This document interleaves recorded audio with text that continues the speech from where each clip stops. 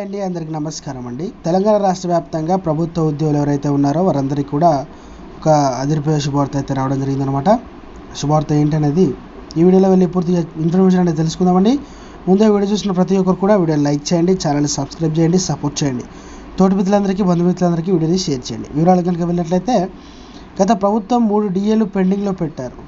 అయితే ఎన్నో ఆశయాలతో కొలువుదీరిన కొత్త ప్రభుత్వం ప్రతి ఉద్యోగి కనీసం ఒక DA అయినా ప్రకటిస్తారనే కోరికతో వేచి చూస్తుండగానే ఈ 3 DAలకు మరో 2 DAలు కలిసి మొత్తం 5 DAలు పెండింగ్లో ఉండడంతో పాటు PRC యొక్క గడువును ముగిసి కూడా సంవత్సరం అవుతుంది.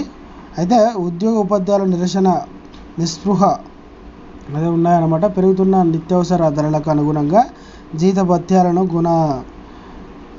గుణాలను మరియు మార్పులేని లేకపోవడంతో ప్రతి 6 మాసాలకు ప్రకటించాల్సిన కరువు భత్యాన్ని గత 3 సంవత్సరాలుగా పెండింగ్లో ఉంచడం వల్ల రోజువారీ జీవన వ్యయం కూడా నిరంతరంగా పెరుగుతూ పోతుందన్నమాట. ఎన్నో గొప్ప విజయాలు సాధించిన ఉద్యోగ ఉపాధ్యాయుల సంఘాలను ఈ విషయం పట్ల చొరవ చూపించాలని సామాన్య ఉద్యోగులు, ఉపాధ్యాయులందరూ కూడా కోరుకుంటున్నారన్నమాట. దీన్ని త్వరలోనే సీఎం రేవంత్ రెడ్డి దృష్టికి తీసుకువెళ్తామని మనకైతే హామీ ఇవ్వడం జరిగిందన్నమాట.